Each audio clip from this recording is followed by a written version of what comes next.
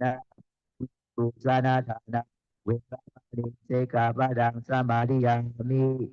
cha zeta wadita visungkarasana malaganda vilepana radana mandana vibhushana thana veramani sikkhapadang samadhiyami. Uja sayana mahasayana viramani sikabadang samadhiyami.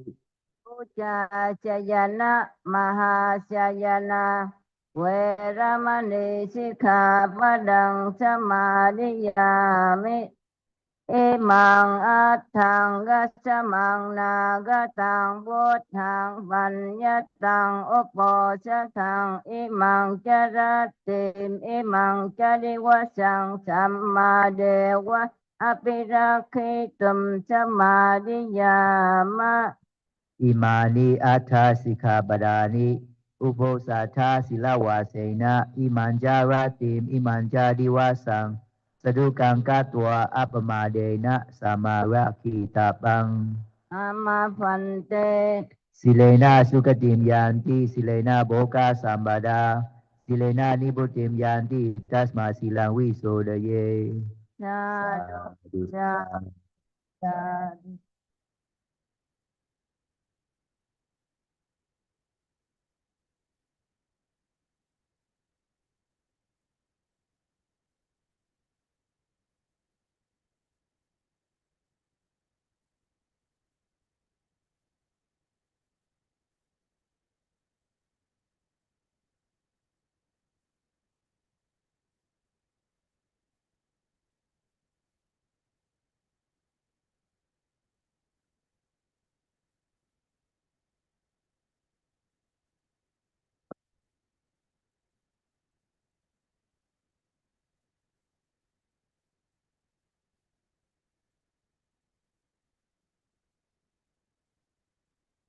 Today we continue Four Noble Truths.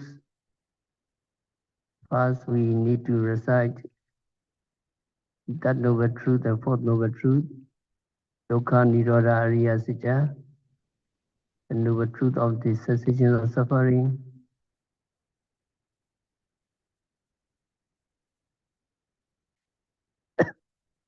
Can you follow me? Idam Khopana Bhikkhave Dukkha Nirodha Ariya Satya Yodasa Yewa Janaya Asesa Viraga Nirodha Jago Patinesego Bodhi Analaya Idam Khopana Bhikkhave Dukkha Nirodha Ariya Satya Yodasa Yewa Janaya Asesa Viraga Nirodha Jago Patinesego Bodhi Analaya. And number 4, Dukkha Nirodha Gamini Girivarariya Satya. Pali, follow me. Idam Khopana Bhikkhave Dukkha Nirodha Gamini Girivarariya Satya.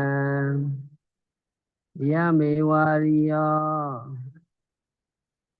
Atingigo Bego Seyatidam Samadeti Samasingabo Samawaja Samagamando Samajiva Samavayamo Samasati Samasamadhi. Again, Idam Khopana Bhikkhave Dukkha Nirodha Kamini Vidivada Ariya Sija Yamewa Ariya Atingi Komego Seyatidam Samadhi Sama Singapore Sama Waja Sama Kamando Sama Jiwa Sama Vayamo Sama Sati Sama Samadhi. Translation number 3 and number 4. Follow me. Now these bhikkhus is the noble truth of the cessation of suffering. It is the remainder less fading away and cessation of that very craving, the giving up, the relinquishing of it, freedom from it, no reliance on it. And number 4, follow me. Now these bhikkhus is the noble truth of the way leading to the cessation of suffering. It is this noble eightfold path, that is, right view, right thought, right speech, right action, right livelihood, right effort, right mindfulness, right concentration.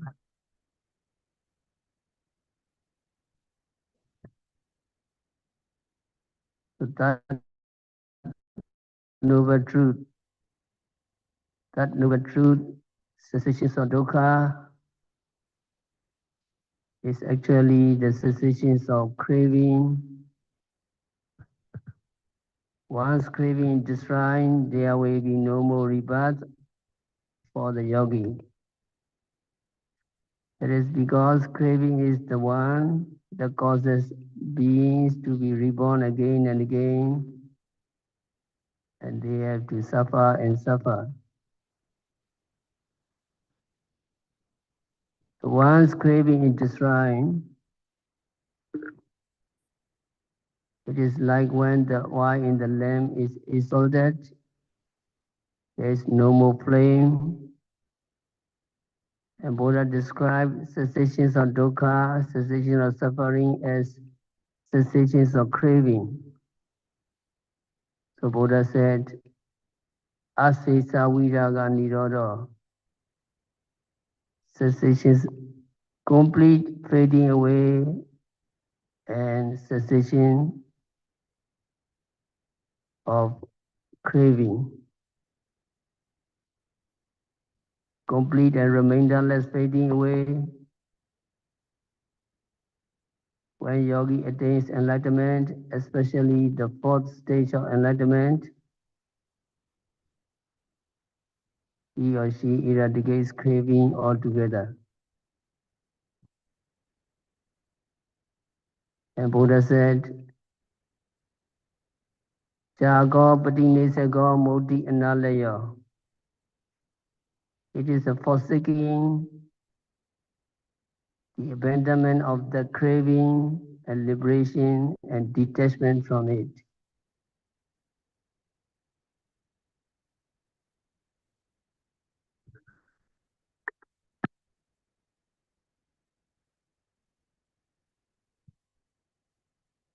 Hôm nay thì chúng ta tiếp tục về 4 thánh đế.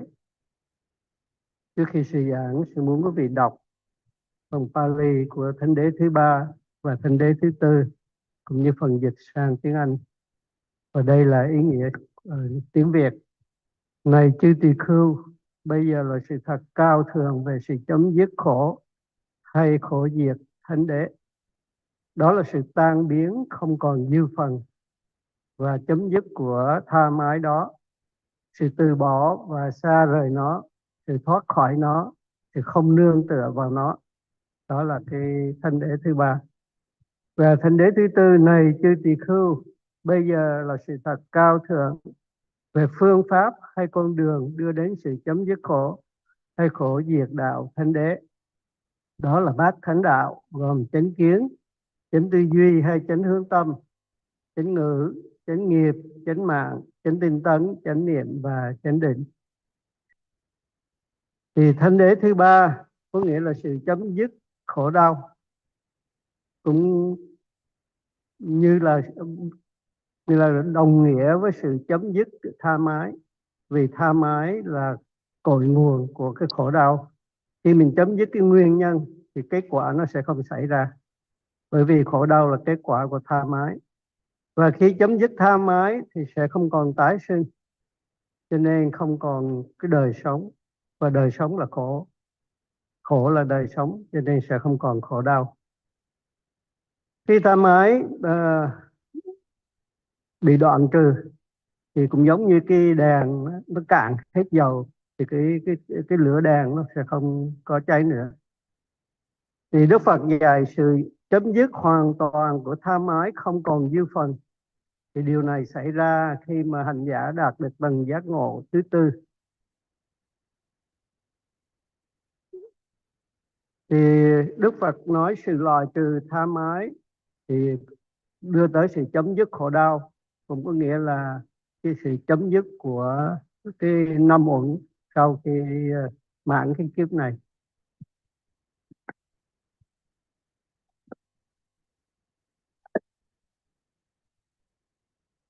Nirvana is just the cessation of suffering, cessation of all conditioned phenomena. When there is no more arising of conditioned phenomena,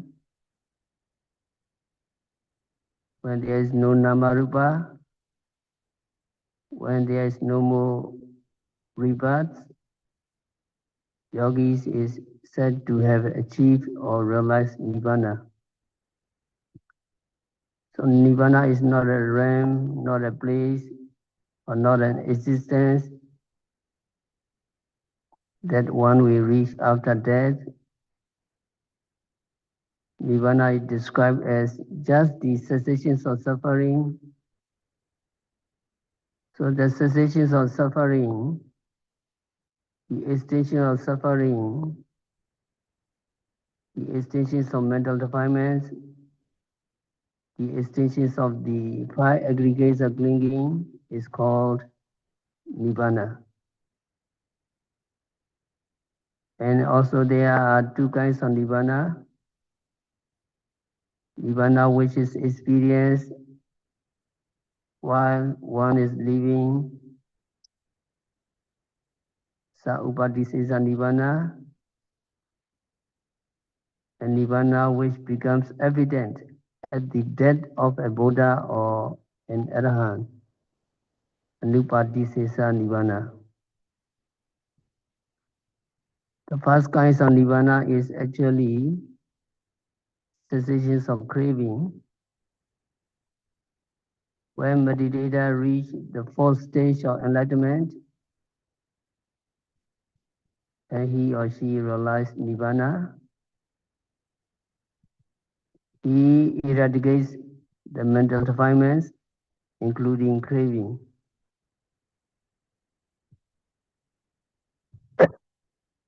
The removal or the abandonment of mental defilements, or the cessation of these mental defilements, is called Nibbana in this life. This can be realized in this life. This can be realized by those who attain enlightenment.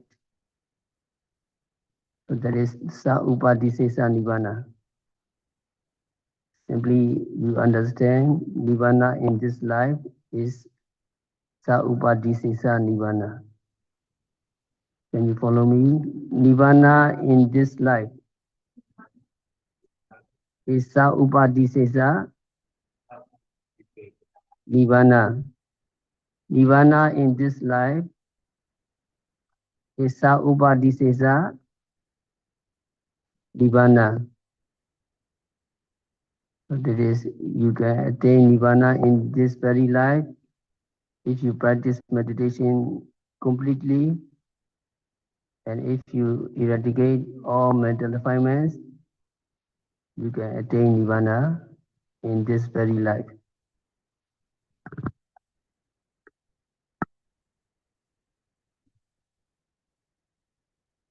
Niết bàn là sự chấm dứt khổ đau, chấm dứt các cái hiện tượng danh sắc.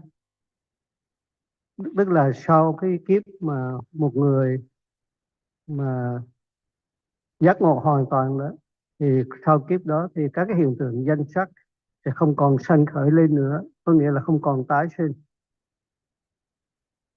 Thì được biết một cái người mà như vậy đó, chẳng hạn như các bậc A-la-hán hay là Đức Phật đó, gọi là nhập Niết bàn.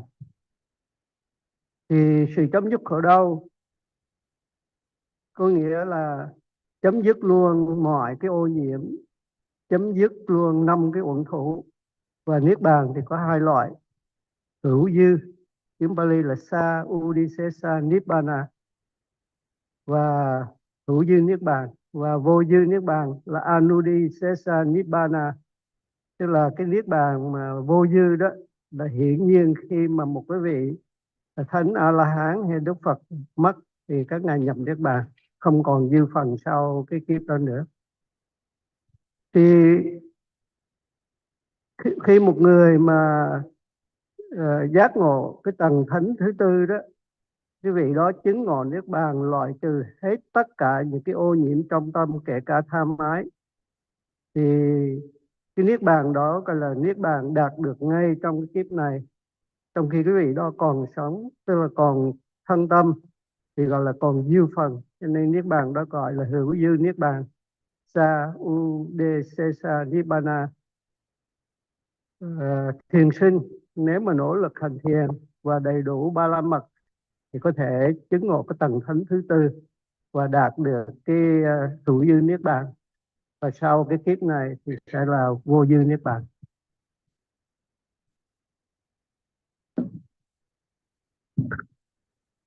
So two kinds of Nibbana. The first one is sa upadisesa. That means an Arahant has eradicated all mental defilements, kilesa, and he or she has stayed this body, this mind and body, because this mind and body are the results of the karma in the past. So these results, mind and matter, remain with him or her. That is sa upadisesa. The other kinds of Nibbana is called Nibbana at the death of an Arahant. When a Buddha or an Arahant dies, the resultant aggregate disappear. You may remember the description in the Yatana Sutta, Nibbandi Dira Yatayam Padipo. Just as the flames goes out, these Arahant disappear. At the moment of death, the 5 aggregates that are called remaining, because they are the ones remaining from past mental defilements, also disappear. That is called Nibbana at the death of Buddhas and Arahants. Anupadisesa Nibbana. So there are 2 kinds of Nibbana. It is more interesting, the first kinds of Nibbana.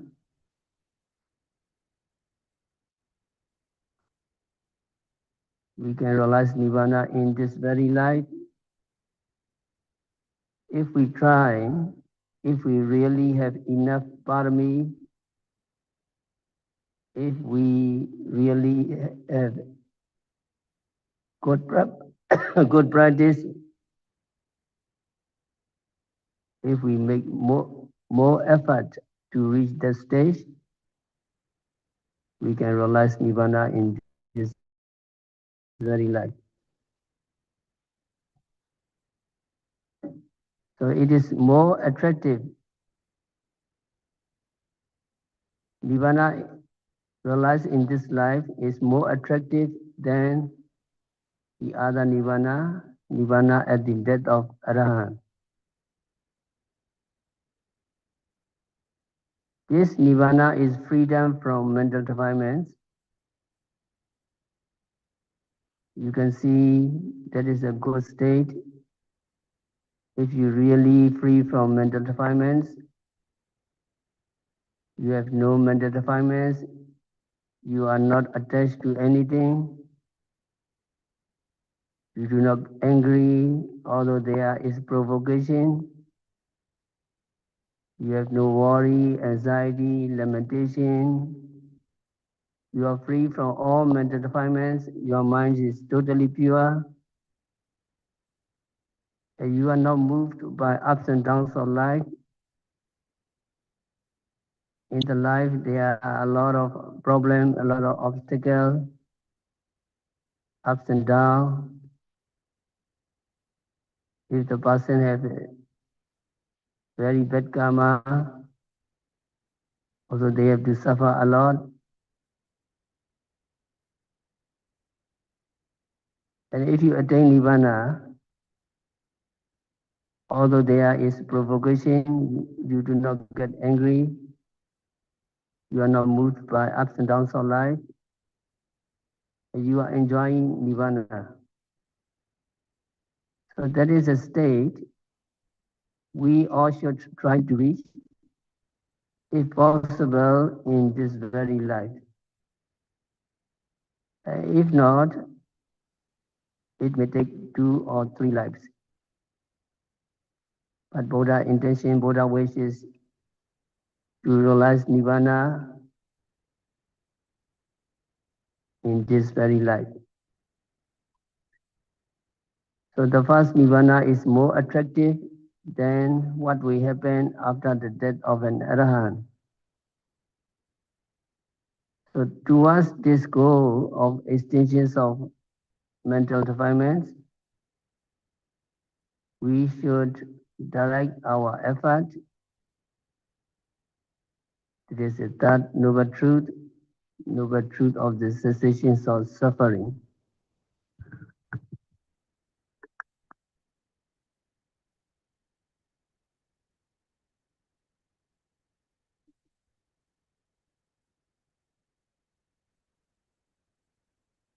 Hữu dư niết bàn tức là một người đạt được niết bàn còn dư phần ở đây có nghĩa là còn thân và tâm, tức là vị đó còn sống. Thì khi một vị mà đắc cái tầng giác ngộ thứ tư đó, trở thành bậc A La Hán đó, thì cái vị đó loại trừ hết tất cả mọi ô nhiễm của tâm, kể cả tham ái. Tuy nhiên vẫn còn cái thân tâm là kết quả của nghiệp trong quá khứ, cho nên đó gọi là hữu dư, tức là còn dư phần, có dư phần. Và vô dư niết bàn là niết bàn ngay lúc mà cái vị thánh A La Hán thì mất, thì sau đó thì không có các cái hiện tượng danh sắc không còn sanh khởi lên nữa, vì không còn tái sinh. Thì như là một ngọn lửa tắt đi, thì vị A La Hán không còn nữa khi mà vị đó mất. Thì danh sắc không còn có nghĩa là không còn tái sinh, đó là vô dư niết bàn. Thì hai loại niết bàn này thì sư nói rằng cái loại thứ nhất nó hấp dẫn hơn, vì chúng ta có thể kinh nghiệm được ngay trong kiếp sống này, nếu mà chúng ta nỗ lực đúng mức và nếu mà chúng ta có 3 la mật đầy đủ. 3 la mật tiếng Pali gọi là parami, có nghĩa là những cái phước báu mà chúng ta làm, những cái thiện nghiệp trong cái quá khứ. Và khi chúng ta làm những cái thiện nghiệp đó, cái tâm của chúng ta hướng tới sự giải thoát, người ta nó mới trở thành 3 la mật. Còn nếu mà chúng ta làm những cái thiền nghiệp mà tâm hướng tới sự giải thoát thì chúng ta chỉ được những cái quả báo tốt lành mà thôi, chứ không phải là cái tiềm năng để chúng ta giác ngộ. Thì đó là ba la mật. Thì hữu dư niết bàn thì hấp dẫn hơn là vô dư niết bàn. Vì khi mà một vị thánh A La Hán mất mình không có biết. Còn cái chuyện mà hữu dư niết bàn, nếu mình nỗ lực mình có thể kinh nghiệm và lúc đó mình biết được. Do đó mà một cái hữu dư niết bàn, một người mà có được cái niết bàn này đó, thì vì đó thoát khỏi những cái ô nhiễm của tâm, không còn dính mắc bất cứ cái gì ở trên cái cuộc đời. Vì đó không giận dù là bị khiêu khích, không có sầu bi khổ ưu não nữa, và không lay động đối với những cái thăng trầm trong cái đời sống. Thì trong cái cuộc đời có rất nhiều vấn đề khi lên cũng như xuống, thăng cũng như trầm, nó khiến chúng sinh chịu nhiều đau khổ. Và nếu mà một người đạt niết bàn thì người đó cái tâm sẽ không lay động đối với những thăng trầm này, và một người đó cũng không bị sân hận nếu mà bị người khác khiêu khích. Thì đó là những cái kết quả của cái sự mà giác ngộ với là cái hữu dư niết bàn. Và xin nói rằng đây là cái tình trạng mà chúng ta nên nỗ lực để đạt được ngay trong kiếp sống này, nếu mà chúng ta có đầy đủ ba la mật. Còn nếu không thì có thể đạt được trong 2 hay 3 kiếp. Chúng ta phải nỗ lực như vậy, quyết tâm như vậy. Thì nếu không trong kiếp này thì 2, 3 kiếp chúng ta có thể đạt được. Và Đức Phật thì luôn luôn sách tấn các đệ tử của Ngài ngay trong đạt cái niết bàn ngay trong kiếp sống này. Thì Đức Phật thôi thúc là thôi thúc kể cả các thánh đệ tử của Ngài luôn, chứ không phải chỉ Phật tử thường không mà thôi. Tức là các bậc thánh nhập lưu, nhất lai, bất lai, Ngài luôn luôn hối thúc các vị đó phải đạt cho được tầng thánh thứ tư trong khi mà còn hiện tiền tu tập. Do đó mà hữu dư niết bàn hấp dẫn hơn là vô dư niết bàn. Và mà để đạt được cái điều đó thì quý vị phải nỗ lực hết mình trong khi thiền tập để loại trừ những cái ô nhiễm của tâm và chấm dứt vòng sanh tử luân hồi. Thì đó là cái ý nghĩa của cái thánh đế thứ ba, tức là khổ diệt thánh đế.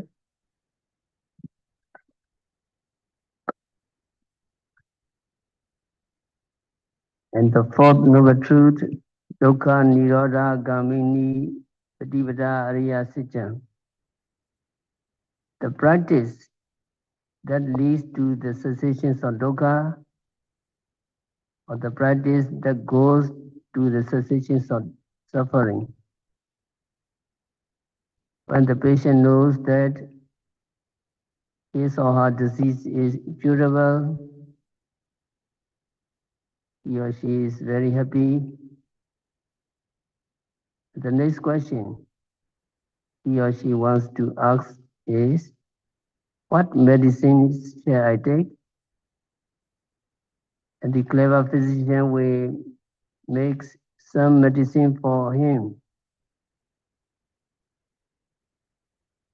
If he is a native physician,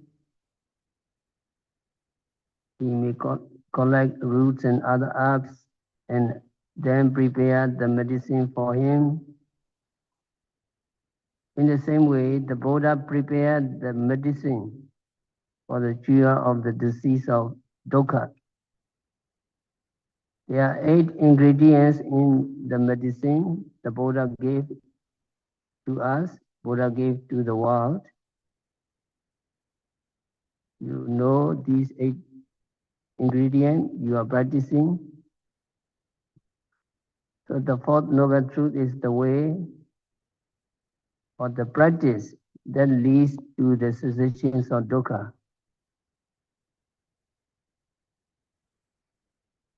The Pali The Pali word says that goes to dukkha nirodha gamini, that goes to, not that leads to. So that goes to the cessations of dukkha nirodha gamini. That goes to means that takes cessations of dukkha as object. When our mind takes some object, we say our mind goes to that object. So the meaning explained in the commentaries is that it is the practice, it is a way that goes to the cessations of dukkha. It is a way that goes to nibbana. So there is a medicine the fully enlightened Buddha gave us for the cure of our disease of dukkha. Since it is like a medicine, we must make use of it. The very kind doctor will give us medicine. If we do not take the medicine, then our disease will not be cured. So in the same way, here the Buddha gave us the medicine, and if we do not take it, if we do not practice his way seriously, diligently, then we will not get the benefits of getting rid of our mental defilements.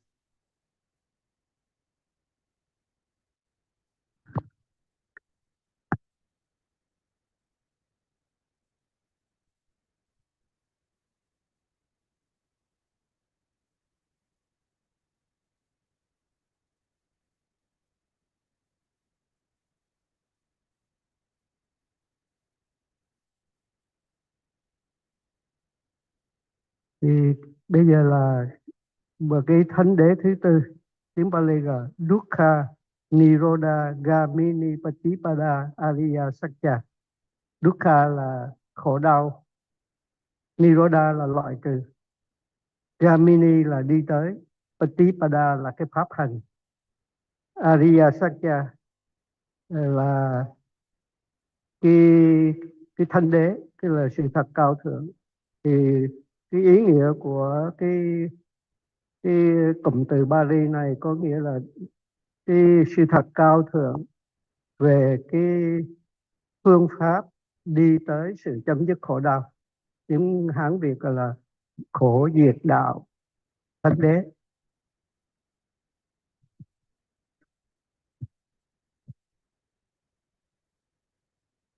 Thì quý vị nhớ trong cái ví dụ là khi cái vị bác sĩ đó mà tìm ra cái căn bệnh của người bệnh nhân, thì cái câu hỏi của người bệnh nhân là có cách chữa trị được không? Thì vị bác sĩ đó nói có cách chữa trị, tức là có cho thuốc uống thì sẽ hết bệnh. Thì cũng tương tự như vậy, khi Đức Phật khám phá ra cái căn bệnh và nguyên nhân của căn bệnh, và Đức Phật nói cái căn bệnh đó có thể loại trừ được, thì cái câu hỏi đặt ra là cái phương pháp nào để có thể loại trừ cái bệnh của chúng sanh là bệnh khổ. Thì có cái phương pháp, và phương pháp đó có 8 yếu tố hay là 8 cái chi mà quý vị đều biết, đó là bát thánh đạo. Đây là cái pháp hành đi tới sự chấm dứt khổ đau. Thì cái từ Gamini có nghĩa là đi tới, chứ không phải là đưa tới. Đi tới, khi mà chúng ta nói đi tới có nghĩa là chúng ta tới cái cứ điểm, và tới cái nơi mà chúng ta muốn đến. Thì cái nơi mà chúng ta muốn đến là sự chấm dứt mọi khổ đau. Khi mà tâm bắt đối tượng thì chúng ta nói là tâm đi tới đối tượng. Thì chú giải nói cái pháp hành này đi tới sự chấm dứt khổ đau, tức là đi tới Niết Bàn. Bởi vì Niết Bàn là sự vắng mặt của khổ đau. Do đó đây là cái phương thuốc mà Đức Phật cho chúng ta để trị cái căn bệnh khổ của chúng ta. Và Đức Phật cho quý vị cái phương thuốc, tức là cái pháp hành bát thánh đạo, mà quý vị không có thực tập thì không thể nào hết cái bệnh khổ được. Cũng như một bệnh nhân không uống thuốc thì không sẽ hết bệnh. Do đó mà chúng ta phải hết lòng, cẩn trọng cũng như thành kính tập cái pháp hành này một cách tinh cần và tỉnh giác. Nếu không thì chúng ta sẽ không loại trừ được khổ đau.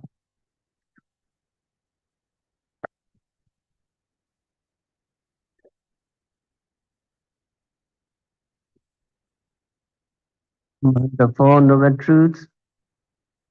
The fourth one is the most important for us. Megasija, the path leading to the cessation of suffering, is the most important for us. If we do not practice, if we do not develop this path, we may not know about dukkha, we may not know about suffering, or we may not know what causes suffering. We may not know the cessations of dukkha. But if we develop, if we practice, if we develop the fourth noble truth, right understanding, right thinking, etc., and we practice it, then we will be able to see the first noble truth. We will understand the first noble truth. And if we practice diligently, we will be able to abandon the second noble truth. We can get rid of all our mental defilements. And if we practice, we will be able to realize the third noble truth in this life. So for us, the fourth noble truth, Megasija, is the most important. It is like a medicine. We have to take it. We have to practice it faithfully to get the good results of this medicine. So this part or this practice consists of 8 members, 8 factors, 8 ingredients. Every moment you are practicing, don't worry, 8 members are working very properly. So this practice is called the middle way. Buddha had 2 names for this practice. One is Mijjhima Patipada, the middle way. In the Dhammacakka Sutta, you will know. The other is Ariya Atthingika Megha, the Noble Eightfold Path. The Noble Path, which has 8 limbs, or 8 members, or 8 factors.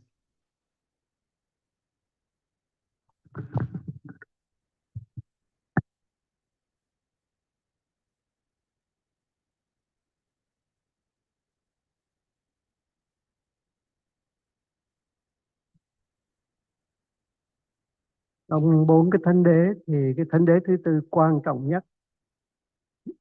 Thánh đế thứ tư tức là cái khổ diệt đạo thánh đế, theo cái từ Pali dài, nhưng mà nói một cách ngắn gọn gọi là đạo đế, tức là Magga Sakya. Cho nên trong 4 thánh đế, đạo đế quan trọng nhất. Nếu mà quý vị không có hành thiền thì quý vị không thể nào mà phát triển được cái pháp hành này. Do đó quý vị sẽ không thấu hiểu được cái căn bệnh khổ, tức là không thấu hiểu được cái thánh đế thứ nhất, và quý vị sẽ không loại trừ được cái nguyên nhân của căn bệnh, đó là tha mái. Và thứ ba là quý vị sẽ không chứng ngộ được cái tình trạng mà vắng mặt của khổ đau, đó là niết bàn, đó là cái thánh đế thứ ba. Và nếu mà quý vị tập đó, quý vị sẽ thấy, quý vị sẽ thấu hiểu được cái thánh đế thứ nhất là cái sự khổ. Quý vị sẽ loại trừ được cái thánh đế thứ hai, đó là nguyên nhân của sự khổ là tha mái. Và quý vị sẽ chứng ngộ được cái thánh đế thứ ba, đó là cái sự niết bàn ngay trong kiếp sống này. Do đó mà cái thánh đế thứ tư nó quan trọng nhất. Giống như thuốc, quý vị phải uống thì mới hết bệnh. Thì cái thánh đế thứ tư quan trọng nhất, bởi vì quý vị không có biết thánh đế thứ nhất, không có thấu hiểu thánh đế thứ nhất, không rõ nguyên nhân, tức là của căn bệnh, đó là cái thánh đế thứ hai. Và quý vị không biết được cái thánh đế thứ ba.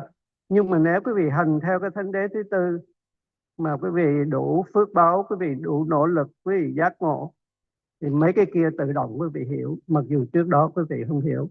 Đó là lý do tại sao mà thánh đế thứ tư nó rất là quan trọng. Và cái thánh đế thứ tư chính là cái pháp hành. Nó có 8 chi hay là 8 yếu tố.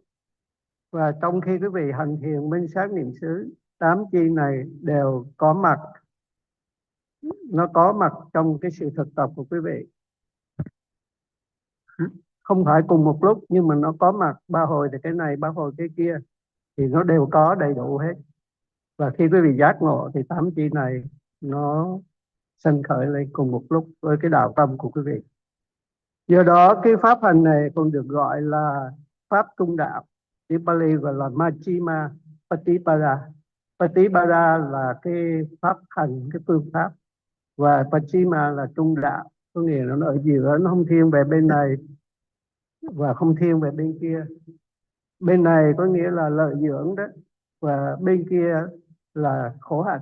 Thì nó ở giữa, nó không theo hai cái cực đoan đó. Đó gọi là ở giữa. Và cái từ Bali là Patibala, đó là cái pháp hành.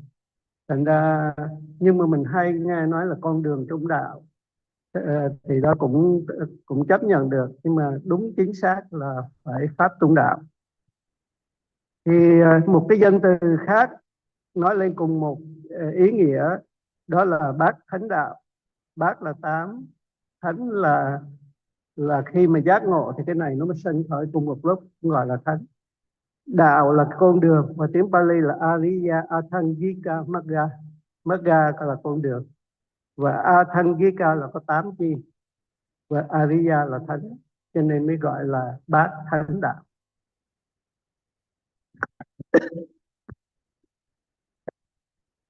Eightfold path. If you walk on this path, you will surely reach Nirvana. You will surely free from suffering. Before going to the individual factors, let us go to the similes by which we should understand the Four Noble Truths. The Four Noble Truths are Dukkha Sacca, the Noble Truth of Suffering; Samudaya Sacca, the Noble Truth of the origin of suffering; Nirodha Sacca, the Noble Truth of the cessations of suffering; Magga Sacca, the Noble Truth of the path leading to the cessations of suffering. These we understand more clearly when we understand them with reference to some similes.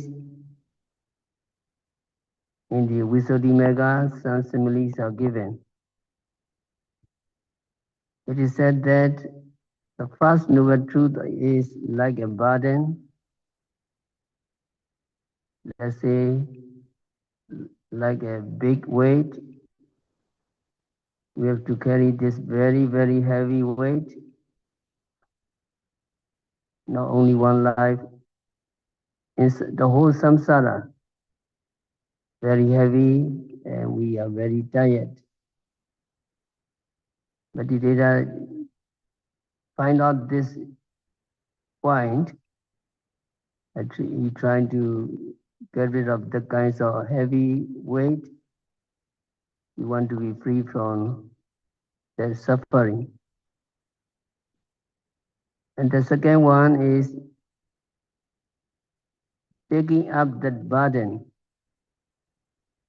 That means when we take up that burden, we feel happy because we don't know the kinds of suffering. We think that it is pleasurable, it is permanent, it is good. So we feel happy and we take it again and again. Not only one life, the whole samsara, we take up that kinds of heavy burden, we take up that suffering. So we have dukkha in this life and we have dukkha in this samsara. So we take up the burden and then the burden is on us all the time. And putting down the burden is like nibbana. And the means to putting down the burden, some means or our effort to throw it away, that is the fourth noble truth. So you know suffering.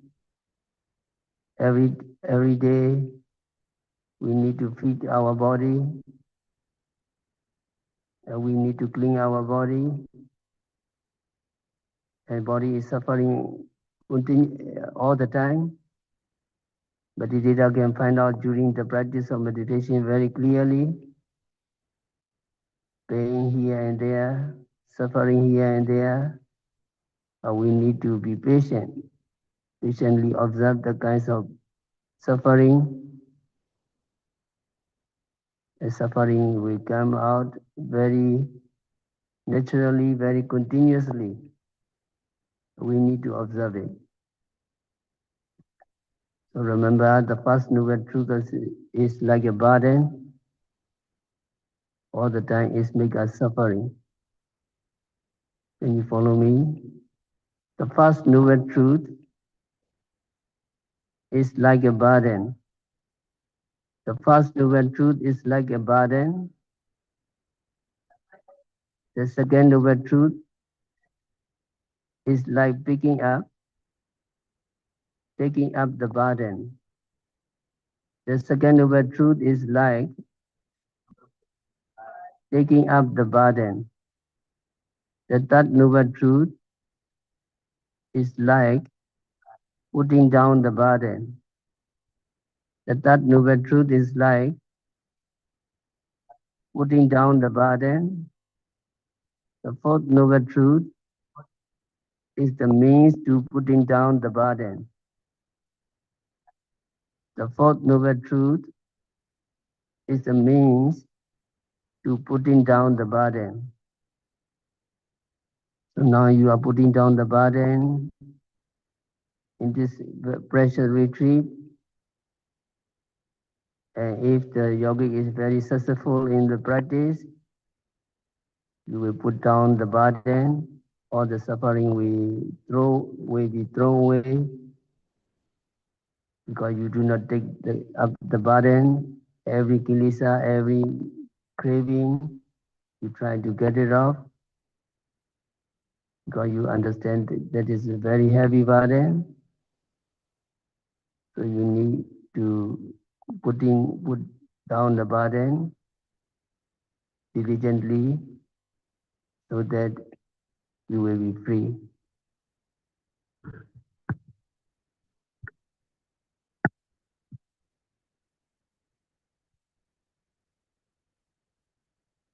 Do đó bát thánh đạo là cái con đường đi tới niết bàn, và quý vị đang hành thiền niệm xứ minh sát, tức là quý vị đã hành bát thánh đạo, nhưng mà nó chưa phải là quý vị giác ngộ, cho nên đó là minh sát đạo, tức là nó sơ khởi, hoặc là mình có thể dùng cái danh từ là bát chánh đạo.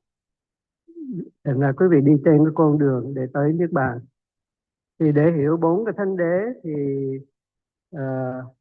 chúng ta có những cái ví dụ được nêu ra trong thanh tịnh đạo. Thứ nhất, cái ví dụ thứ nhất thì như sau. Trong cái ví dụ thứ nhất á, thì cái thánh đế đầu tiên là khổ đế đó, thì nó tự giống như là một cái gánh nặng vậy. Mình mang qua nhiều cái kiếp sống trong vòng luân hồi, thì tức là đau khổ đây giống như được một cái mang như là một cái, so sánh như một cái gánh nặng, cho nên rất là mệt mỏi vì suốt trong cái vòng luân hồi mình mang cái gánh nặng đó, mình có cái gánh nặng đó.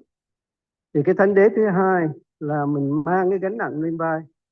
Thì cái gánh nặng đó tại vì mình khổ là vì mình mang nó lên vai, vì mình nghĩ cái gánh nặng đó là một cái gì, mình nghĩ ngược lại, nó là một cái gì sung sướng, nó thường hằng, nó sung sướng, nó có cái thực thể vĩnh cửu của nó, tức là có thường, lạc và ngã đấy. Thì và mình mang đi suốt trong cái vòng luân hồi, thì có nghĩa là trong vòng luân hồi mình chịu nhiều cái đau khổ mà như vậy. Và cái thánh đế thứ ba, tức là loại trừ khổ đau đó, thì cũng giống như là mình để cái gánh nặng xuống. Khi mình để gánh nặng xuống thì mình thoát khỏi những cái sức nặng của cái gánh nặng này, tức là con người mình sẽ nhẹ nhõm lên, có nghĩa là mình loại trừ tất cả những cái khổ đau trong vòng luân hồi. Và cái thánh đế thứ tư là cái cách thức hay là cái phương tiện để giúp mình bỏ cái gánh nặng đó xuống. Thì để cho mà loại trừ, để bỏ được cái gánh nặng, tức là loại trừ khổ đau trong cái đời sống đó, quý vị nên liên tục tiếp tục thực tập cái pháp hành mà quý vị đang hành bây giờ. Thì quý vị đang hành thiền trong cái khóa thiền này, có nghĩa là quý vị đang cố gắng để cái gánh nặng xuống.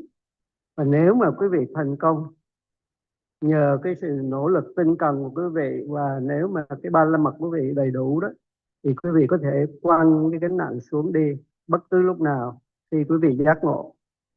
Do đó mà quý vị đã hiểu được cái ví dụ này để thấy rõ được cái 4 cái thánh đế.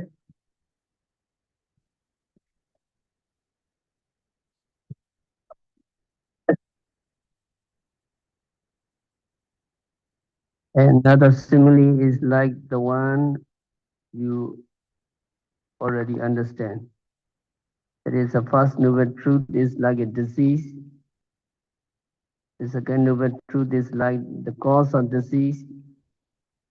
And that third noble truth is like the cure of the disease. The fourth noble truth is like medicine.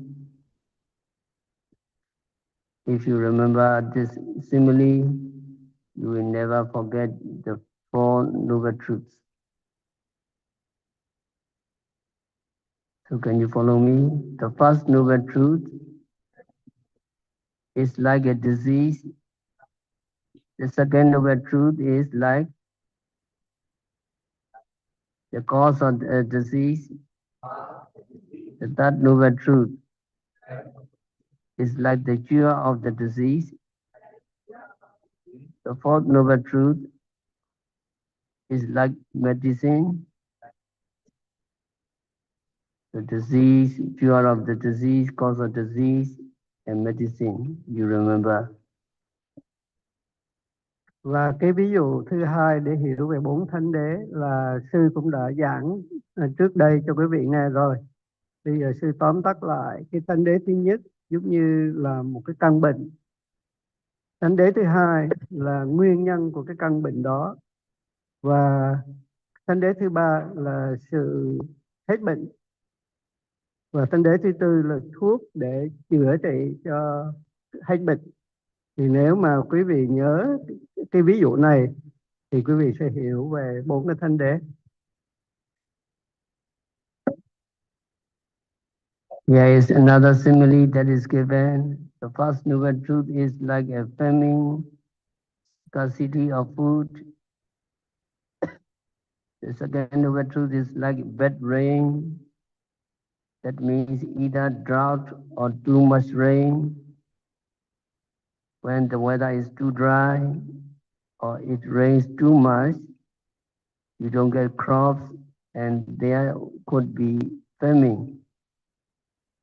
Bad rain is like this, like the affliction or scourge of famine, and it is like the second noble truth. And the third noble truth is like having plenty. Having plenty is like the third noble truth. And good rain, timely rain, just enough rain is like the fourth noble truth. So we can understand the four noble truths with any one of these similes. And the middle one is very clear. You understand very easily. Disease, the cause of disease, cure of disease, and the means of curing the disease. That is medicine. So we must understand what we must do about, or what we must do with regard to these four noble truths. Or what are the functions we should do to these four noble truths. So these four functions are different. The first noble truth is the noble truth of suffering, dukkha. The noble truth of suffering is for thorough understanding, thorough comprehension. That means we must see clearly the first noble truth. We practice meditation in this retreat, rising, falling, sitting, touching, seeing, hearing, smelling, tasting, touching. Every phenomena occurring at the six senses, and we need to observe. Do you see any suffering? So we need to see. Seeing is suffering, hearing is suffering, because they disappear very immediately. Through vipassana meditation, we can see the first noble truth clearly. We are very lucky or fortunate to have a chance to practice meditation. So if we practice seriously, we can see the first noble truth. Through continuous vipassana meditation, you can see mind and matter arising and disappearing, arising and disappearing. So you come to see the dukkha nature of mind and matter. When you see arising and disappearing for a long time. So one of the meanings of dukkha is to be oppressed by arising and disappearing. That is the main meaning of dukkha. So anything that has a beginning and an end, that is the arising and disappearing, is said to be suffering, dukkha.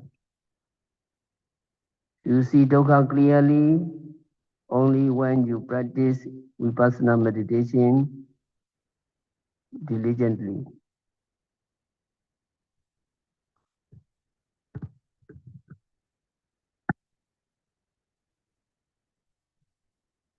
Thì cái ví dụ thứ ba để hiểu về bốn thánh đế đó là một cái ví dụ về một cái nạn đói. Thì cái thánh đế thứ nhất được xem như có một cái nạn đói đang xảy ra. Và thánh đế thứ hai là nguyên nhân của cái nạn đói đó. Có nghĩa là vì cái mưa xấu hoặc là vì hạn hán, tức là thời tiết nó bất thường. Và thứ ba là thì chấm dứt cái nạn đói. Và thứ tư là cái cách thức để mà chấm dứt nạn đói đó, giống như mình được cái khi thời tiết nó ôn hòa trở lại, mưa thuận gió hòa, vân vân, thì mùa màng sẽ tốt. Thì trong ba cái ví dụ đó thì cái ví dụ thứ hai nó dễ hiểu nhất và nó sát sao trong cái ý nghĩa nhất. Thứ nhất là cái căn bệnh, và thứ hai là nguyên nhân căn bệnh, thứ ba là sự hết bệnh, và thứ tư là phương pháp, tức là thuốc men để chữa trị cái căn bệnh đó. Thì đối với 4 cái thánh đế thì chúng ta phải, cái bổn phận của chúng ta đối với 4 thánh đế là như thế nào? Thì đối với cái thánh đế thứ nhất, tức là khổ thánh đế đấy, thì bổn phận của chúng ta ở đây, nhất là các vị thiền sinh, là phải thấu hiểu, tức là thấy rõ, hiểu tường tận về cái sự thật cao thượng, về cái sự khổ này. Tức là quý vị đang hành thiền niệm xứ minh sát, ghi nhận tất cả các hiện tượng sinh khởi qua 6 cửa giác quan, nổi bật ngay trong khoảnh khắc hiện tại, thì quý vị phải rất là tinh cần. Sư hỏi là quý vị đã thấy được cái khổ chưa? Thì muốn mà quý vị thấy cái khổ ở đây thì quý vị phải tinh cần để thấy rõ cái khổ trong khi quý vị thực tập. Và thấy rõ cái khổ có nghĩa là như thế nào? Tức là quý vị phải thấy được sự sanh khởi và hoại diệt ngay của các cái hiện tượng mà quý vị đang ghi nhận. Quý vị rất là may mắn vì quý vị đang tập cái phương pháp hành này. Thành ra quý vị phải nỗ lực, phải tinh cần để thấy được cái bản chất của chúng, của các cái hiện tượng danh sắc, nó sanh diệt. Sau khi nó sanh lên, nó hoại diệt ngay, không ngừng nghỉ. Thì đó là cái bản chất khổ của các hiện tượng. Bởi vì cái thuật ngữ dukkha, theo cái ý nghĩa triết lý của cái thuật ngữ này đó, là quý vị phải kinh nghiệm được cái sự sanh diệt nó rất là nhanh chóng, nó tạo ra một cái sự áp đảo đối với quý vị. Thì đó là cái ý nghĩa chính của cái sự khổ của dukkha. Thành ra quý vị phải ghi nhận ngay tức thời những cái hiện tượng nó sanh lên. Đến một lúc quý vị thấy cái sự sanh khởi và hoại diệt của các hiện tượng nó rất là nhanh chóng, và nó xảy ra liên tục như vậy. Thì lúc đó quý vị mới trực nhận được cái sự áp đảo qua cái sự sanh diệt của các hiện tượng. Thì theo cái ý nghĩa triết lý thì lúc đó quý vị mới thấu hiểu được cái thánh đế thứ nhất, tức là khổ thánh đế.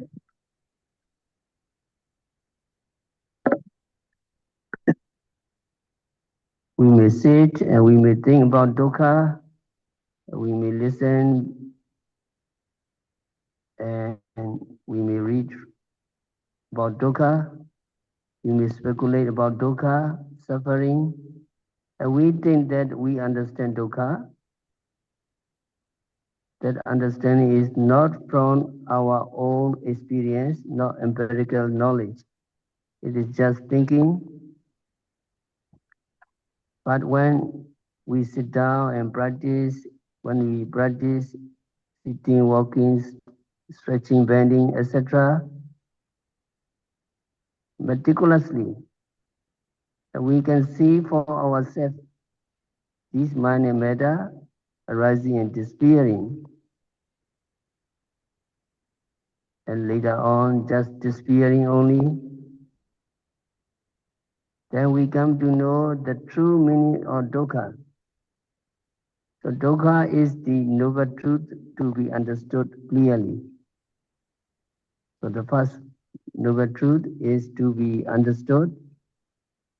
You understand? Can you follow me? That noble truth of suffering is for thorough understanding, thorough comprehension. The noble truth of suffering is for thorough understanding, thorough comprehension. And the second noble truth is craving. Craving is to be abandoned. It is because so long as we do not abandon the second noble truth, so long as we do not abandon craving, yeah, we always be dukkha. The function to be done with regard to the second noble truth is abandoning eradication. Once we are able to eradicate craving, we will be able to get rid of dukkha altogether. So can you follow me? The second noble truth, craving, is to be abandoned. The The second noble truth, craving, is to be abandoned. And with regard to the third noble truth, which is Nibbana, the function is realization, seeing it face to face. This realization comes only at the moment of enlightenment. So we have told you about enlightenment many times. At the moment of enlightenment, what happens is that a type of consciousness, Megacita, path consciousness arises along with its concomitants, and it is the power to eradicate mental defilements. And at the same time, it takes Nibbana as object. That means it sees Nibbana directly at that moment. Before that, we actually do not see Nibbana directly. You may say, may I attain Nibbana? Or something like that. We may talk about Nibbana. We may think about Nibbana. But there is not direct seeing. But at the moment of enlightenment, yogi really see Nibbana clearly. Yogi see Nibbana face to face. So Nibbana is to be realized, not to be eradicated, like the second noble truth, not to be thoroughly understood, like the first noble truth, but to be seen face to face by the meditators. Can you follow me? The third noble truth, Nibbana, the function is realization, seeing it face to face. So we have to stop our discourse for today. We'll continue tomorrow by practicing vipassana meditation by observing every phenomena occurring at the six senses continuously and meticulously. May all yogis attain Nibbana. May all yogis realize Nibbana. May all yogis see Nibbana face to face. May you realize real peace in the very near future.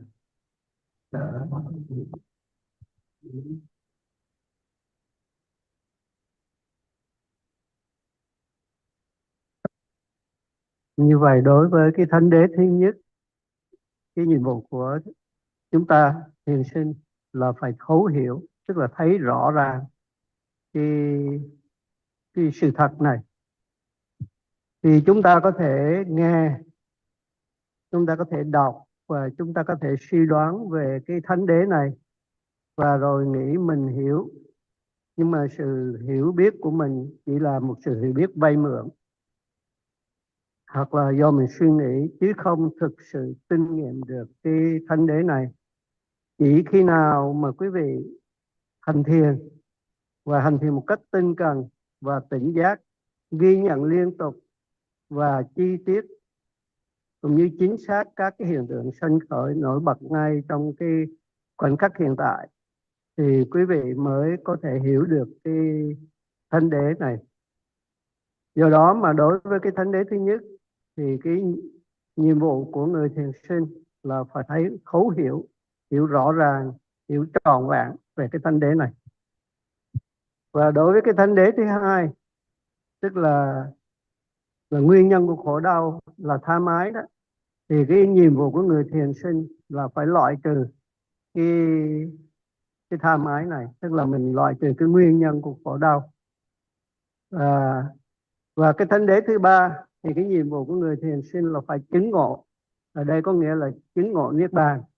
Chứng ngộ có nghĩa là mình kinh nghiệm niết bàn và mình đối mặt với niết bàn. thì đó là lúc mình giác ngộ.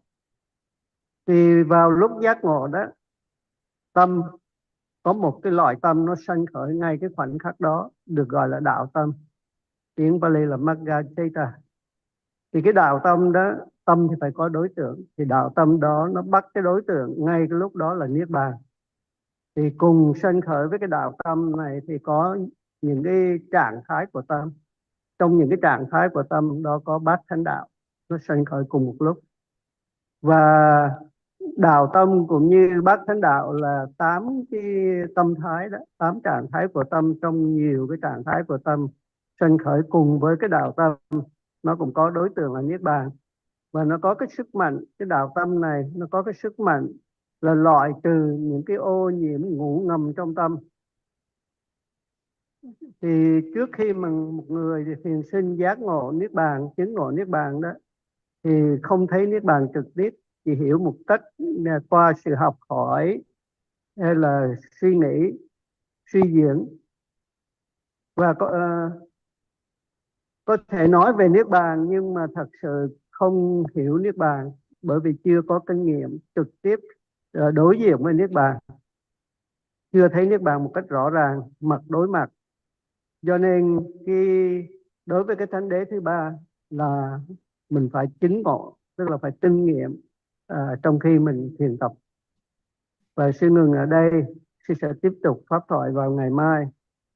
Quý vị thiền sinh trong khi hành thiền bằng cách ghi nhận các cái hiện tượng sanh khởi qua 6 cửa giác quan nổi bật ngay trong khoảnh khắc hiện tại một cách tinh cần, chánh niệm và tỉnh giác liên tục và chính xác, thì sư mong rằng quý vị sẽ có cơ hội chứng ngộ niết bàn, thấy tận mặt niết bàn để đạt được cái sự an bình cho nội tâm của mình. Và sư hy vọng điều đó xảy ra trong một tương lai rất là gần. Sư chấm dứt bài pháp thoại ở đây. Sa thú, sa thú. Xin sa thú Ngài, xin tri ân bạch Ngài. Cảm ơn ban tổ chức. Sa thú lành thầy. We all recite the excerpt from Mahasatipatthana Discourse on page number 1 in the back of the chanting book. Và bây giờ chúng ta tụng bài trích kinh Tứ Niệm xứ ở trang số 1 phía sau cuốn kinh.